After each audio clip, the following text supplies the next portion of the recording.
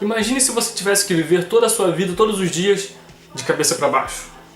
Fala pessoal, tudo bem? Mais uma semana, mais um vídeo.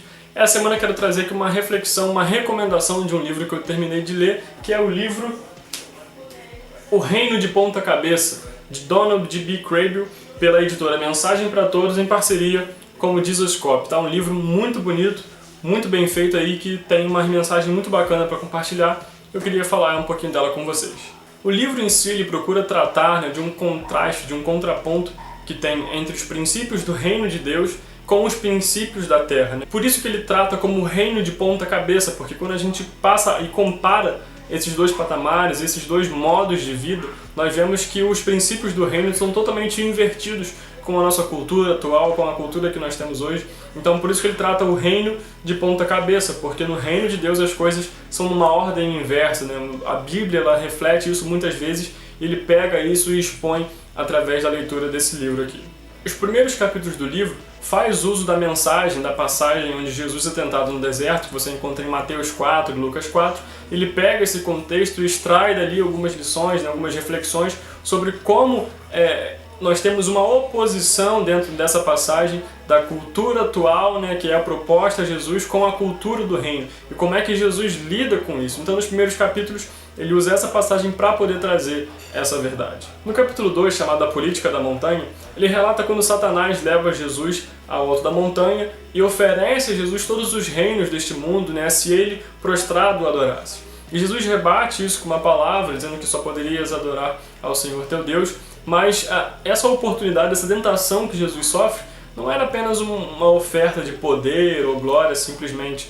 Era também uma forma dos judeus o reconhecerem como um líder político e poderoso que eles queriam, que eles esperavam naquela época. Os judeus esperavam um Messias poderoso, guerreiro, que libertasse o poder de Roma. Então, se Jesus tivesse domínio sobre todos os reinos da terra, eles o comparariam a outros homens, a outros líderes poderosos, como Alexandre o Grande, por exemplo, e os próprios líderes de Roma e outros homens que já tiveram poder sobre diversos reinos. Então, com essa proposta, Jesus teria ali a possibilidade de que os judeus o reconhecessem verdadeiramente como o líder político que eles esperavam. Quando a gente entende esse contexto político da época, a gente entende o que essa tentação verdadeiramente significava naquela época, naquele contexto que Jesus estava vivendo. No capítulo 3, chamado Piedade do Templo, relata quando Satanás pega então Jesus e leva ao alto do pináculo do templo e propõe Jesus para que ele pulasse de lá, para que ele saltasse de lá, já que os anjos o segurariam e o protegeriam e ele não se machucaria. Jesus, se ele fizesse isso e pulasse lá de cima e caísse lá embaixo na frente do templo, pensa no Superman quando ele desce numa cidade com aquele pouso triunfante dele e as pessoas ficam impactadas com aquilo. Era assim que os judeus veriam Jesus, uma aparição milagrosa vindo direto do templo, que era o ícone máximo da religião naquela época. Então era um sinal vindo um raio direto do céu, e isso com certeza confirmaria de uma vez por todas a autoridade divina que Jesus tinha. Por isso que Satanás o tenta dessa forma, para que ele, no contexto do templo ali, através dessa atitude de pular lá embaixo, e de fazer esse pouso magnífico lá embaixo, conquistasse ali a aprovação imediata dos judeus daquela época. Já no capítulo 4, ele trata da última coisa em que Jesus foi tentado nessa passagem, que é sobre transformar as pedras em pães. Ele chama esse capítulo de Pães do Deserto. E quando a gente olha a primeira vez essa passagem, a gente pensa que essa tentação de Jesus é para que ele matasse a própria fome, já que ele estava ali há quase 40 dias em jejum no deserto, enfim. Então isso de certa forma faz sentido, mas quando você para entender o contexto econômico daquela época, você vê que naquele momento, ali naquele contexto social e econômico, 90% da população era pobre e miserável e passava fome e tinha necessidade. Então se você pega alguém que promete ali a 90% da população que transformaria pedras em pães e alimentaria todos eles, com certeza Jesus estipularia o seu reino naquela época ali, tendo o apoio dessa população que foi alimentada e que agora está satisfeita. Então com certeza Jesus teria o apoio da população, da maioria da população, que se fosse alimentada, se atendesse a essa necessidade que tinha naquela época, na necessidade física de alimentar essas pessoas. Então quando a gente para ver, por exemplo, só esse princípio desse livro, e analisar só essa passagem, a gente já encontra aqui diversas propostas que vão contrárias aos princípios que Jesus veio pregar na Terra.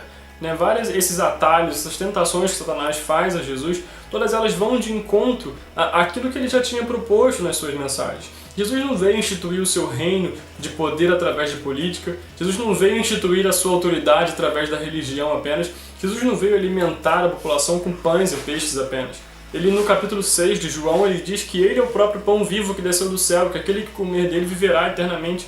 Então Jesus ele vem sempre contrapondo essas tentações com base na palavra de Deus, usando as escrituras como resposta ali. E a gente entende que verdadeiramente o reino de Deus ele é diferente, ele é contrário, ele é invertido se comparado com a nossa cultura de hoje. O que na verdade é o contrário, o reino de Deus, por ser o plano original de Deus e tudo, isso seria de cabeça para cima, né? E a nossa cultura que é de ponta cabeça. Mas ele traz, né, como a gente vive tão imerso nessa cultura, parece que é o reino de Deus que é invertido, é aquilo que é ao contrário, é aquilo que é diferente. Essa é a mensagem principal, ele, no decorrer dos capítulos do livro, ele traz diversas outras figuras para poder expor esse contraste. Então, por exemplo, ele fala sobre os escravos livres, fala sobre falhas bem-sucedidas, piedade ímpia. Então ele vem trazendo de vários contrastes, vários contrapontos para poder exemplificar, né, outros âmbitos, outros aspectos dessa cultura do reino de Deus aqui na Terra. Então é isso, O Reino de Ponta Cabeça, livro muito legal ali, vale a pena a leitura. Recomendo você, se você quiser adquirir esse livro, o link da loja lá do Jesuscope vai estar aqui na descrição, tá? Então você que ficou até aqui, você que assistiu até aqui, muito obrigado. Você que não é inscrito no canal, se inscreve aí, já deixa o seu curtir, que isso ajuda bastante aqui a gente continuar fazendo esse trabalho. Se isso está impactando de alguma forma a sua vida, deixa a gente saber como aí, comenta aqui embaixo o que você tem achado desses vídeos. Se você já leu esse livro, comenta aí embaixo também. Se vai ler, comenta também. E se você tem sugestão de algum outro livro, de algum outro tipo de vídeo aqui, comenta aí embaixo também, que a gente vai fazendo esse canal junto aqui, que ele cresça e comece a impactar outras vidas também para a glória do nome de Jesus. Mais uma vez, muito obrigado, fiquem com Deus, grande abraço, tchau!